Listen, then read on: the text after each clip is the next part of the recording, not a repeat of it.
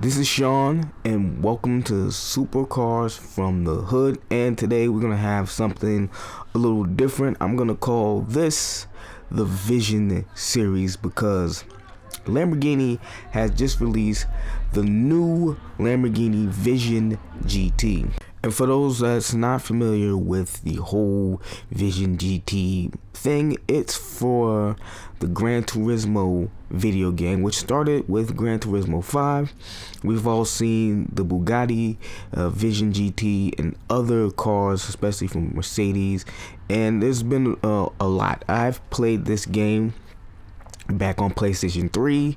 It was crazy. A lot of the Vision cars they were giving out, amazing, very fast cars. And now we have this car for the new Gran Turismo Sport, and this is going to be out for that car next spring.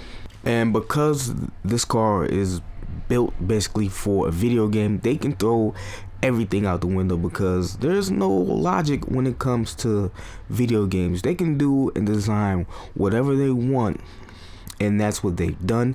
You can see this car, telling from Lamborghini, has the same engine as the Scion. The naturally aspirated 12-cylinder engine made it to a hybrid motor. And I was hoping to beat other more prominent YouTubers when it comes to talking about the design of this car, but Smee beat me to the punch by mere minutes, and now I'm gonna be embarrassed to even talk about how this car looks. But I'm gonna try. First and foremost, this car is a mono cockpit, which means it is a single seater, one driver car. As you can see, the steering wheel is open on the top. I don't know what that does for driving purposes, but for gaming purposes it looks pretty damn cool. And you have a display across the windshield that shows the track telemetries, your gears, your RPMs, things of that nature. I guess that keeps the driver focused on the track and off of the actual display, which would come pretty handy for those people who don't want to take their eyes off the road, especially if you're going to go as fast as I believe this car is capable of. And I want you to take a look at the seating position before I get to the other parts of this car.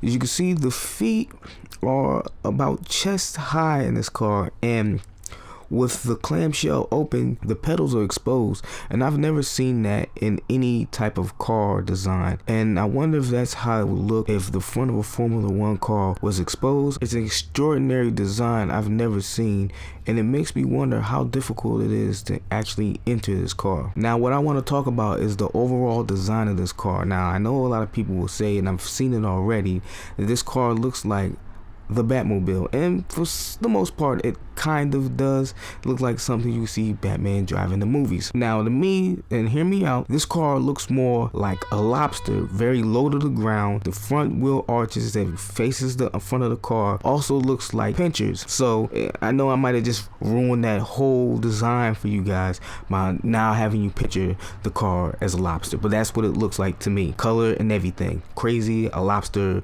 Lamborghini. With all that out of the way, let's talk about some of the design philosophies. You can see traces of the Terzo Millennial in this, with the Y-shape front end for the lighting, traces of the Huracan Evo with the hexagonal wheel design, and more elements of the Scion with the green colors. And you can see the 63 stamped on this car, which represents the 63 years that Lamborghini was created, a thing we've seen with the Scion and the Venador SVJ limited productions with the 63 painted on it. Now, what I really want to talk about is that massive diffuser that runs the full length of the front of the car, and yeah, that thing is crazy. It even has, you can see, no step printed on it by Lamborghini, which is funny to me because nobody's ever going to get close enough to step anywhere near that massive splitter, which also has massive 63s printed on it, just so you'll know that this car is indeed,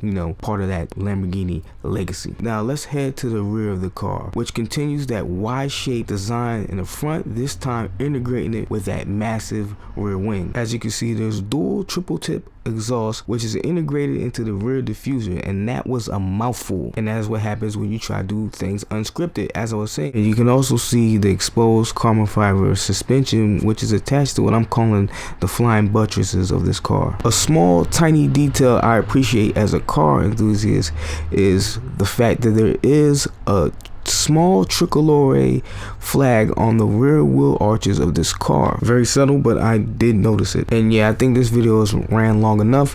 What do you think of the Lamborghini Vision GT? I think it's an amazing design, amazing car, one of a kind actually, and I can't wait to see how it actually drives in the video game next spring. Tell me what you think about the design of this car. Tell me what you think it means for the future of Lamborghini, if it means anything at all to the future, because we seen what the Vision GT did for Bugatti. It was the catalyst that birthed the Chiron, and maybe that could happen for Lamborghini. Maybe not. We really don't know. And hopefully we'll get that future V12 Aventador replacement soon. I'd like to bring this video to a close. So if you like the video, like the video. If you dislike the video, dislike the video. If you want to see what I got planned next, come see what I got planned next. Got a lot of stuff for this channel. Really want you to be there with me. With that said, I'll catch you next time.